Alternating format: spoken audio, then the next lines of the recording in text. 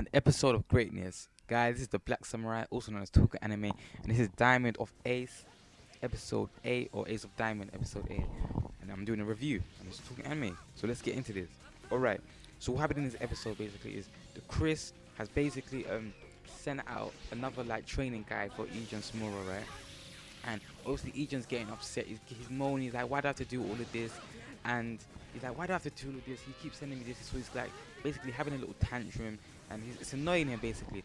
So anyways, as he gets back to his dorm, right, what happens is that um, the people that's in his dorm, the friends that he has, right, the friends that's there, the boy gets into a headlock, and he's just like, I need to ask you something before we start playing games. He's like, what does this training guy mean, and what does MB mean? And it means medicine ball basically. And this training guy was basically to build up, Eijun's what do you call it, muscle, to build up his, so he has strong muscle for what he's gonna be doing in this, like pitching. You need to have strong muscle to keep pitching and keep pitching. So basically, Eijun basically done this workout routine now, and basically arrived in Chris's room, basically saying, "I've done this, I've done the training routine, and this and that." And then Chris basically goes, what do you call it? You think you're solidly on our level? You need you'll be on our level, 365 days from now.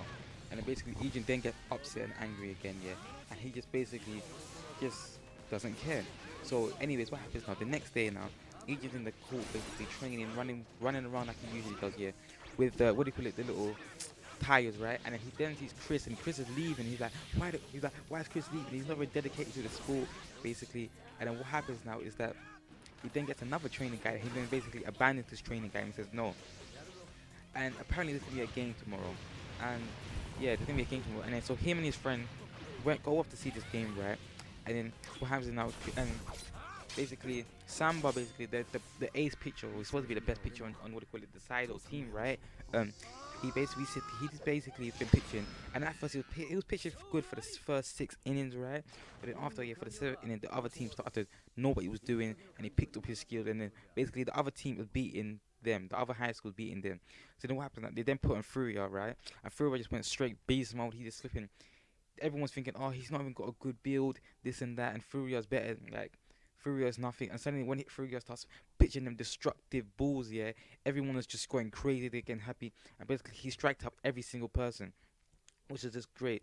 So then now Chris, basically says to, what do you call it, Egypt, this as long as, what do you call it, Furia's on the team, you will never be the ace, and this and that. And then this is where Egypt goes a bit crazy, and then he goes to Chris, for someone that, what do you call it, abandoned his time, as, what do you call it, the ace of the team, and you settled for, what do you call it, the second string, you shouldn't be talking basically, and how you've given up. You always leave practice early. And then Chris suddenly went to him, he walked up and said, "Don't become like me, Egypt." And then Egypt was just like confused.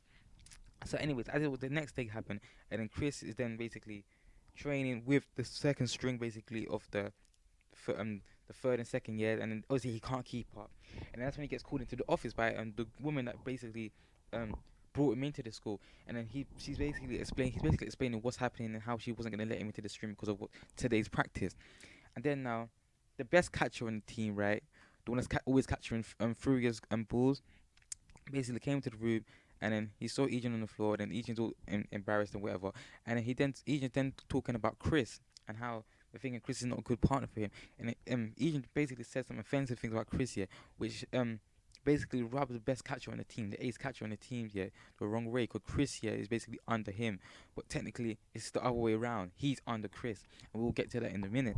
So, anyways, he then grabs up Eijun and puts him to the wall, and this is what happens.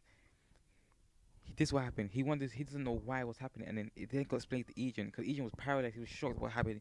He doesn't know what's happened. He doesn't know what's happened, and then it gets explained, that Chris was actually the ace pitcher, on the team, ace catcher as well, and because his father was in the leagues as well, the best leagues, everyone had high expectations of him, and it just put a lot of pressure on Chris, right? And then what happened now is that Chris, what do you call it, kept pitching, and he had a damaged shoulder, and they didn't know about it, right? No one not spotted it, so he kept pitching, and now, it got to the point where he couldn't pitch anymore, and then that's the reason why he gave Eijun them training things, because he knows everything about the body basically, and how to strengthen it, so he wouldn't face the same like thing that he faced. And I was like, damn, that is deep. And then Eijun didn't even clock on until after, and then what happened now is that what happened now is that what they call it, the woman then takes the coach, basically the woman version, then takes him, yeah, to where Chris is, and he's basically at a little doctor place where he's strengthening his tendons, yeah, on his arm, on his shoulder, yeah, so he can at least finish as a player, because he doesn't want to finish as a manager. So basically, yeah, he was the ace, yeah, and he didn't let his dreams go back. So all those times he was finishing early, yeah, is basically the reason he was going to this place to try and strengthen his muscles to regain his tendons, yeah, so he can once again pitch. And I just thought that was straight beast. He didn't give up on his dream. I was just like, and then Eijun then had to like suck it into himself, yeah, and he went to go and apologize, which was needed. And basically, he basically begs him to teach him. And I thought that was just epic. Trust me, guys, this episode was filled with emotion. It was epic. It was great, man. I can't wait for next week's episode. This is Talking Enemies, guys. Rate, comment, subscribe.